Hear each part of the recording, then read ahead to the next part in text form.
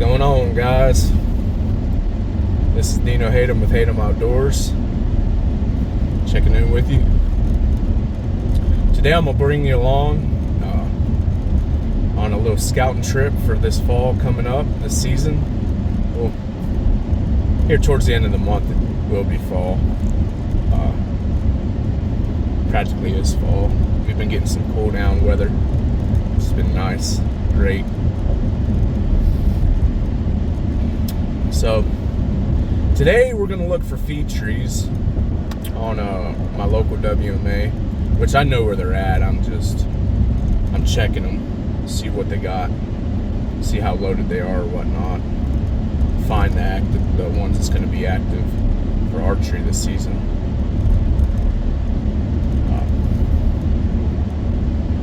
A lot of my sellies are back west. I drew a archery quota hunt for a QDMA style hunt where you've got the bucks have got to have 4 on one side or a 14-inch main beam, which I already got some cells out there, and I've been getting pics of some good age class bucks, nice 2.5, 3.5 year old bucks, some 4.5s. I jumped up one that's huge. I call him the Florida Rampala buck because he's wide. He comes up and 90's out, and he's a real wide buck. I haven't got him on cam. I probably boogered him up into the next county, but maybe I'll figure him out. But that area right there, I'm probably not going to mess with for the archery hunt because I got lucky and I draw the archery and like a rut general gun hunt out there. So I got 2 times out there that I'll be able to go out there and hunt it. I'm probably not even going to mess with that north end. It's the north end of that WMA or unit. Probably not even going to mess with it during archery. Maybe I might, I don't know.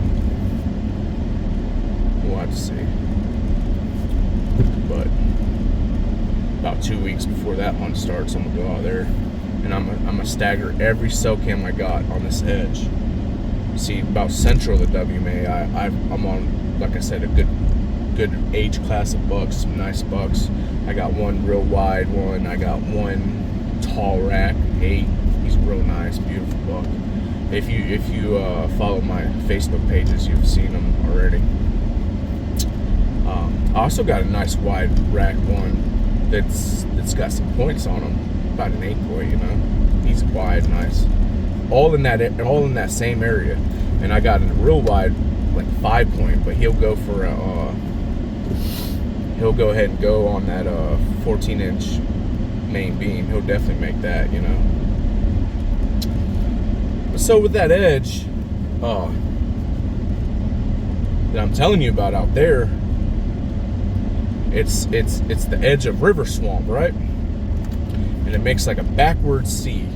So you got this transition / edge, whatever you want to call it, that does like I said, a backward C. And all along that whole stretch of wood or stretch of edge right there there's bedding areas, pockets of bedding areas all along there.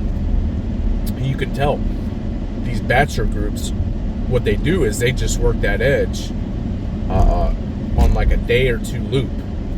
So they'll move a little bit, browse, and up in that pine flat, that pine meadow, they'll go up in there and browse, and then, you know, during the day or whatnot, they'll ease off into that swamp, that river bottom edge right there. So my game plan there is about 2 weeks before season, I'm gonna take all my cells. I got like 6 or 7. I'm gonna take and I'm gonna stagger them all through there on all these pockets of bedding. And so come about time the hunt comes in, whichever one is the active cam, that's where I'll go set up on and try to smoke me a good one. Which I'm taking that whole week off, so not only am I hunting that, But I plan on coming back and hunting this WMA that I'm taking you guys to right now, and I'm going to set some SD card cameras because it's right down the road from my house, so it's no sweat off no sweat off the brow to just ease on over here and pull some cards. I think I'm like 20 minutes from this spot. Now the north end, I'm like 7 minutes, but it's a little more difficult hunting this north end. You want like a canoe or something. It's a river, obviously, river system, WMA, and you want a canoe or something, which I had, but I sold it. And blah, blah, blah. I'm gonna start building a jumbo for it soon enough.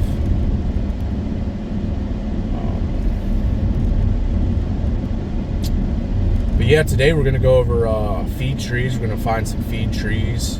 This particular area where I'm gonna show you is it butts up to private property. There's a boundary. It runs the boundary. So the public that we're going to check out, it's like a long oak hammock, so to speak. You know what I mean? Which it is, oak hammock.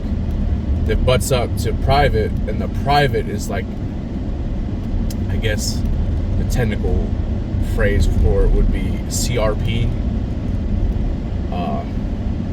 where they've clear cutted and they've just let it overgrow.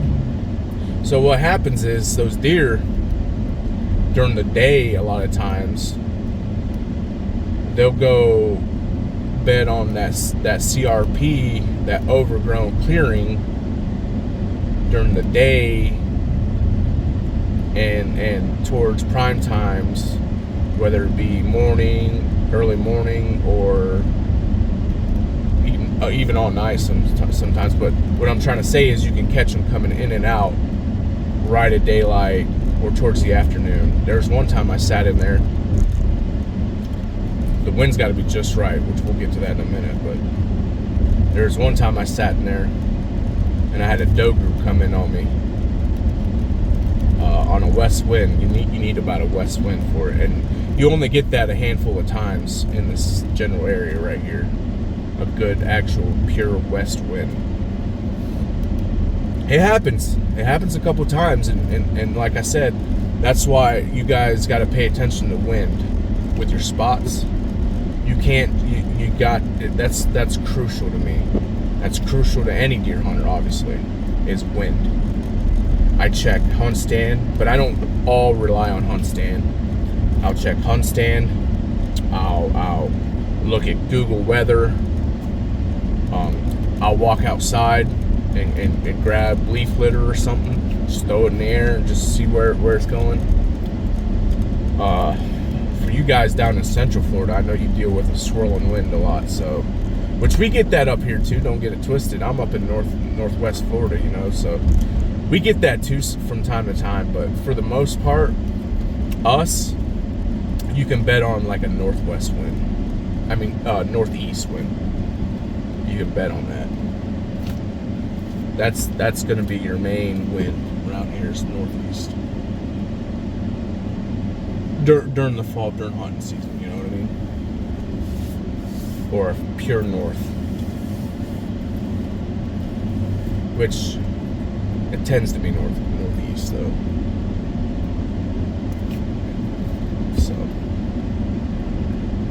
but every now and then I get lucky and I get a west wind and I'll slip in over there. When the makerns are dropping, like I said, them bucks like to ease through there, which I'm gonna sit it during archery. Like I said, during that vacation, full slickhead comes out, I'm a getter. I'm a smoker. I want me some jalapeno and cheddar meat sticks. Yes, sir. I got a couple little boys at the house. They love them mild and cheddar meat sticks. I am not against smoking does. No, sir. No, sir. they'll eat. Got a little private land by the house. I got plenty of does I could smoke out there, but I might let my boy shoot his first deer out there this year, but I like to save them for rut, because they sure bring in some big boys over there when it's time. When it is time, they bring in some big boys. So you're saying, so how do you know that them deer they bed in that CRP and come over during the night, or periodically through the day? I'm gonna tell you something I learned. A buck, you can look at his rack and you can tell how he beds by how the sun fade of his rack. If he's got a sun faded rack, he's bedding in sun somewhere, like a overgrown field, or you know what I mean. But if he has got, it's gonna get a little bumpy. We're about to hit the dirt road, so it might shake a little bit. But if he's got a darker rack, he's probably in an SMZ or in some river swamp, which I can't get away with seeing that yet over there, that quota hunt that I'm telling you about, because they're still in velvet. But I've zigzagged in that river swamp, and I've seen beds and beds and beds, so I know for a fact they're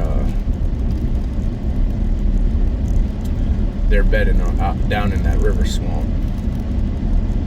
Not just that, I can tell with my trail cam pictures. They emerge from down in there, and them big boys, they like to stop right there at that edge as they climb that hill up from that river swamp, and you'll see them looking around, they're peeking around. What's that over there? What's that over there? They're really paying attention before they come up out of there. I'm gonna hook it up though. I'm gonna hook it up for sure. I'm gonna be ready. I'm gonna have camera arms, everything. I'm gonna bring you on my hunts this season. Years and years and years. Not really. Years. And there's tracks all along this dirt road too. Crossing back and forth. Years and years though, I've tried to get it to where I'm gonna bring you along and film some of my hunts. And I'm finally gonna do it this season. Finally gonna do it. So I hope you guys enjoy. Hopefully we can build an audience, I'm sitting at about like 6 subscribers right now. So I'm gonna really start pushing, try to get my content out there. Which it don't matter. I enjoy doing this anyways. Audience or not.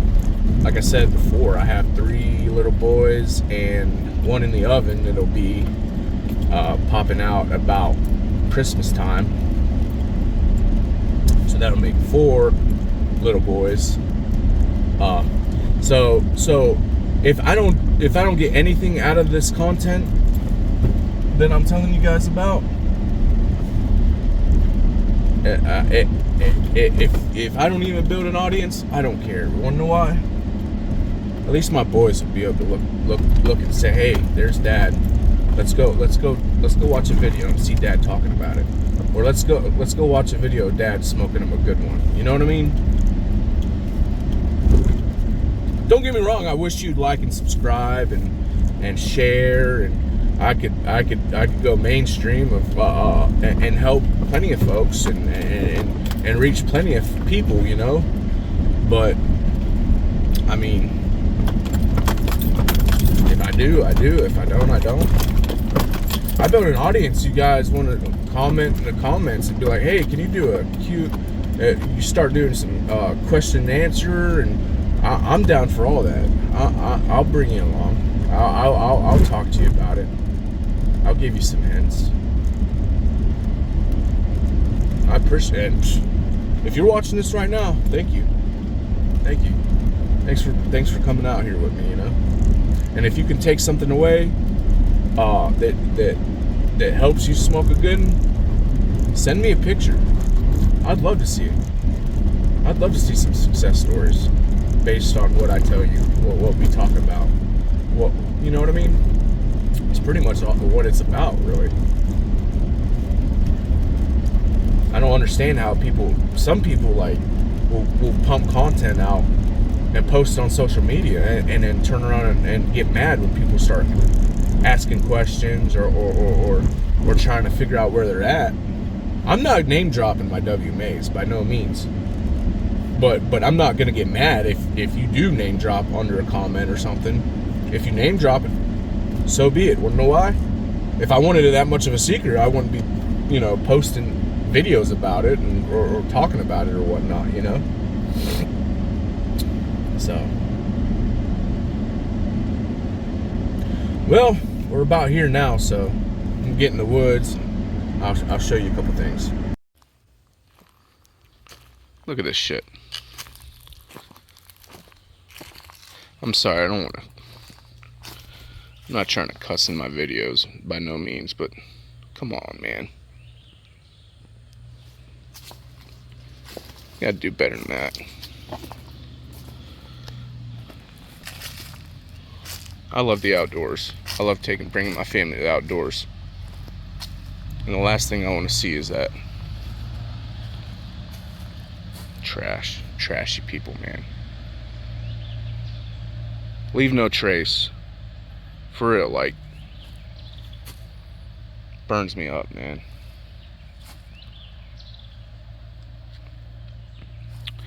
When I get back, I'll clean it up. For Christ's sake. But it's woods time. Let's go in the woods. Let's go find it. Let's go figure it all out.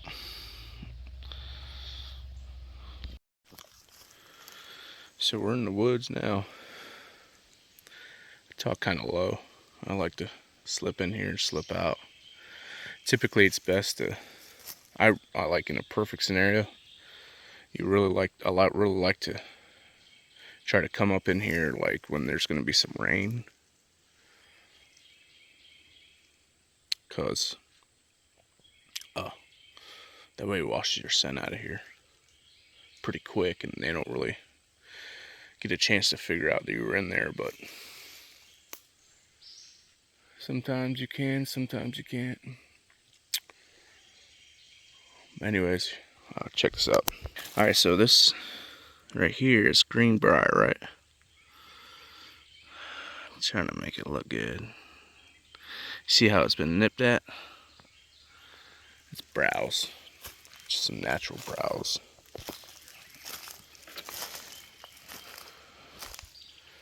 Let you know that deer piddle around in here, browsing around, you know what I mean?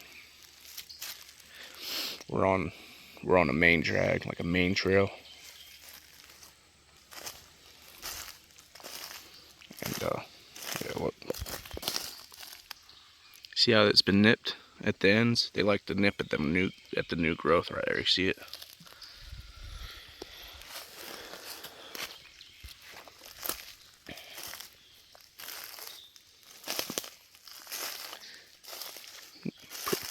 Compared to the rest of the WMA, this is pretty nice woods in here too.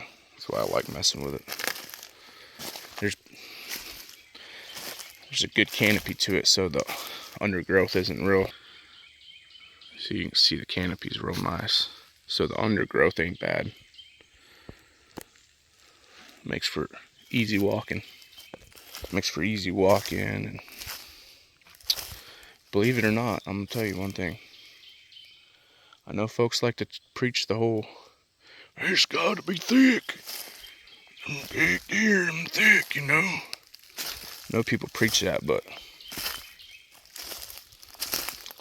a lot of times too, though, you gotta think that big buck, he's gonna be on the edge of the thick, because a big rack in a thicket isn't gonna work real well, obviously. Come in here about end of October, November,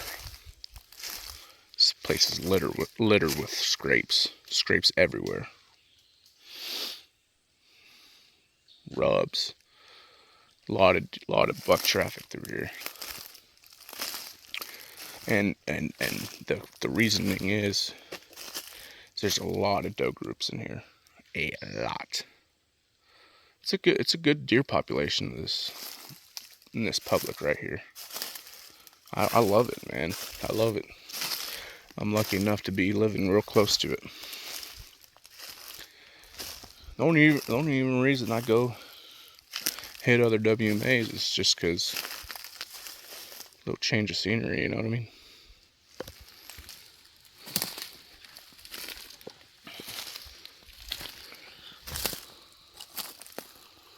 Not just down to 5th of vodka. Dare me to drive?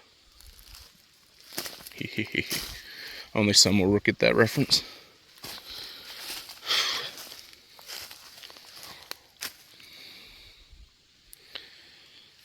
Oh yeah. You can see this main drag. Look at this main drag.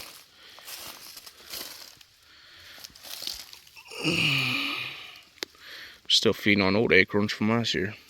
Ooh, looky there. God, they're already falling already. Oh no, that's not good. We got green acorns falling. And we're still like 2 months from season starting. I checked today, it's 1 month and 17 days. So like a month and 2 weeks with a little change. With a couple days change. It's cooked. It doesn't matter though. I'm gonna tell you one thing about that. Some folks would be like, yeah, you know, the feed trees are gonna be bare by the time season gets here, blah blah blah. Within the time the season starts and them feed trees, you get isolated feed trees still dropping too, but these deer ain't gonna venture too far from their normal patterns. It don't matter.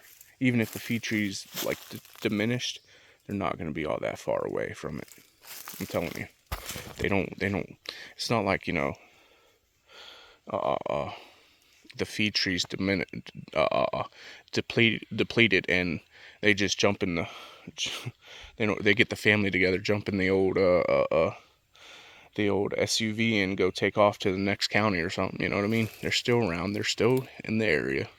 They're still in their usual patterns. They won't really start, like I said, they won't switch up in this specific area. That goes for anywhere, really. I mean, they're never going to get too far from where this food sources that they like are. I'm telling you, they just adapt. They're creatures of habit and they adapt. Life finds a way. But, you know, unfortunately, we already got droppers.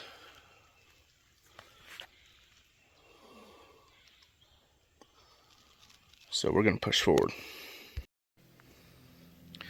So as I'm sitting here, I'm to my main shebang, my bread and butter little spot back in here. As I sit here, as the wind blows, I'm listening to them go ahead and drop all along through here. That bad boy right there got it. I'm listening to him drop right now.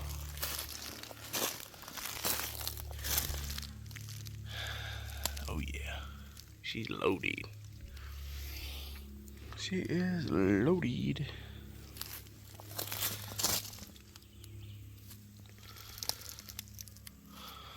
She's dropping good right now.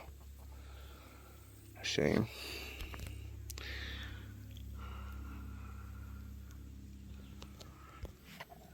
Shame it ain't opening day here soon, but it'd be alright. Still, they funnel through here pretty hard anyways.